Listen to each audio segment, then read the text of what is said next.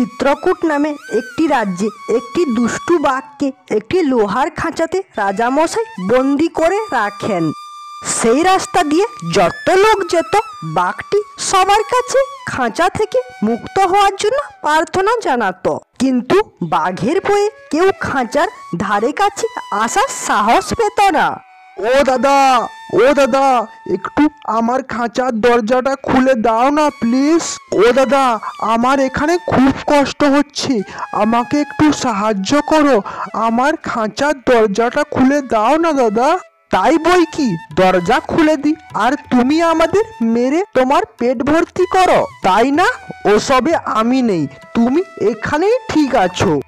হো, কেউ আমার কথা শুনছে না, সবাই ভয় পাচ্ছে, আমি যে কিচ্ছু বুঝতে পারছি না। কেউ তাকে সাহায্য করছে না দেখে বাঘ মরমরা হয়ে খাঁচার মধ্যে থাকে। এমন সময় সেই রাস্তা দিয়ে একটি ঠাকুর মশাই যাচ্ছিলেন। ঠাকুর মশাই, দয়া করে আমাকে সাহায্য করুন, আমাকে এই খাঁচা থেকে মুক্ত করুন, আমি ভীষণ ক্লান্ত ঠাকুর মশাই। আহারে, মনে হচ্ছে বাঘের খুব কষ্ট, বাঘকে মনে হয় কেউ অকারণে বন্দি করেছে, কিন্তু যদি মুক্ত করে দিই তাহলে বাঘ যদি বেরিয়ে আমাকে খেতে চায় তবে না। কি হলো ঠাকুর মশাই, আমাকে মুক্ত করুন এই বন্দি দশা থেকে। তোমাকে এই খাঁচা থেকে বের করে দিলে তুমি যদি আমাকে খেয়ে ফেলো তবে? কি বলেন ঠাকুর মশাই, আপনি আমাকে মুক্ত করবেন আর আমি আপনাকে খাবো? এটা কোনোদিন হতে পারে না। তুমি ঠিক বলছো তো? মুক্ত হওয়ার পর আমাকে খেতে চেও না কিন্তু। আচ্ছা, তোমাকে বার করছি। তখন ঠাকুর মশাই বাঘের দরজাটি খুলে দেন এবং বাঘ বেরিয়ে আসে। হা, ঠাকুর মশাই, আপনি কত বোকা! আমার খুব খিদে পেয়েছে, এখন আমি আপনাকেই খাবো। বাঘের এমন কথা শুনে ঠাকুর মশাই একটা বুদ্ধি বার করলেন। এমন কথা তো কোনোদিন শুনিনি, আমি তোমাকে এত সাহায্য করলাম আর তুমি কিনা আমাকেই খাবে? এমন কাজ কি কেউ করে?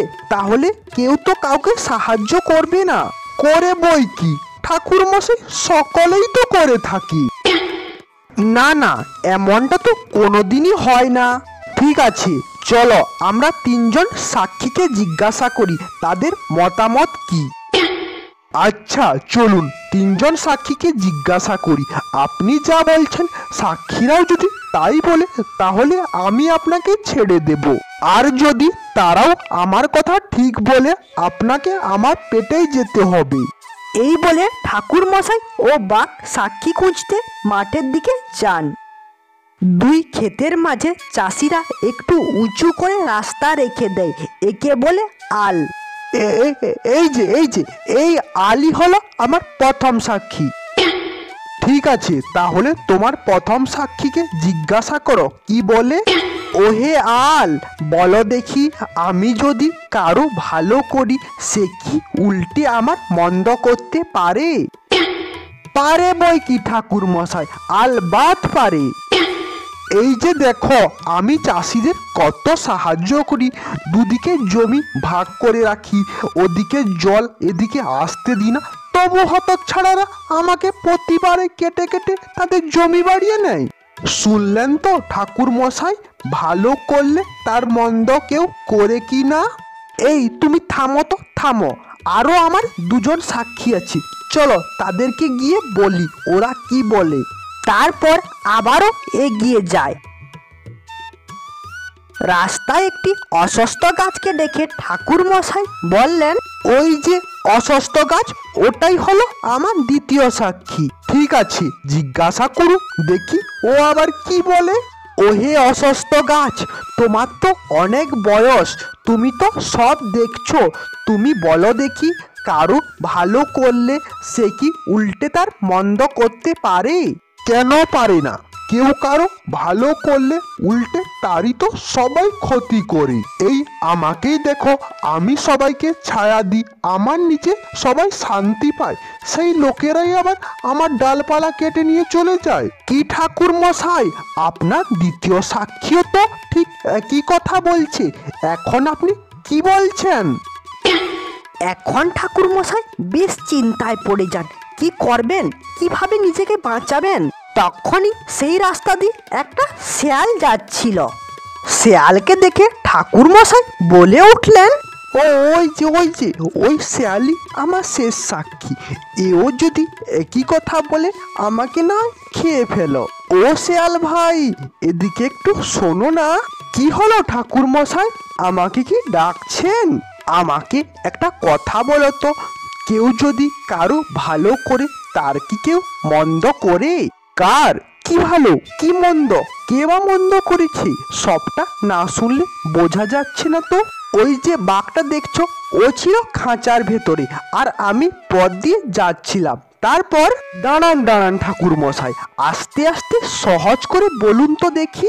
এটা তো খুব জটিল সমস্যা, কোন খাঁচা আর কোন পথ ওটা তো আগে দেখতে হবে তাহলে। আচ্ছা চলো আমার সাথে। এরপর ঠাকুর মশাই ও বাঘ শিয়ালকে নিয়ে খাঁচার সামনে এসে উপস্থিত হলো। শিয়াল মন দিয়ে খাঁচাটাকে দেখি, বুঝলাম এই খাঁচার ভিতরে ছিল ঠাকুর মশাই আর বাঘ ছিল পথে। আরে না, আমি ছিলাম খাঁচার মধ্যে, ঠাকুর মশাই ছিল পথে। বুঝেছি বাপু, পথ ছিল খাঁচার মধ্যে আর বাঘ ছিল ঠাকুর মশাইয়ের মধ্যে। না, এটা কি করে হয়, এ তো খুব জটিল সমস্যা। এখানে তো কিছুই বোঝা যাচ্ছে না কে কোথায় ছিল। আরে গাধা, তোকে আর বুঝতে হবে না, এই দেখ। এই বলে বাঘ খাঁচার মধ্যে প্রবেশ করে শিয়ালকে বোঝাতে চাইছে যে সে আসলে খাঁচার মধ্যেই ছিল। বাঘ খাঁচার মধ্যে প্রবেশ করার সাথে সাথে শিয়াল দরজাটা বন্ধ করে দেয়। ঠাকুর মশাই, আপনি যেভাবে পথে যাচ্ছেন আপনি যান। এখন বুঝতে পেরেছো তো কে কোথায় ছিল? আমি সব বুঝতে পেরেছি ঠাকুর মশাই, আপনি আপনার পথ ধরে যান আর বাঘ এখানে খাঁচার মধ্যে থাক। ঠাকুর মশাই দয়া করো, আমাকে এখান থেকে বের করুন। ঠাকুর মশাই, আমি আপনার দুটো পায়ে পড়ি, আমাকে ক্ষমা করুন, আমাকে এখান থেকে বের করুন। আমি কি সত্যি আপনাকে খেতে চেয়েছিলাম নাকি? আমাকে ক্ষমা করে দিন ঠাকুর মশাই। উপকারী যে অপকার করে তাকে কোনোদিন ক্ষমা করা উচিত নয়। তারপর ব্রাহ্মণ তার পথ ধরে চলে যায় আর বাঘ সেখানে খাঁচায় বন্দি থাকে।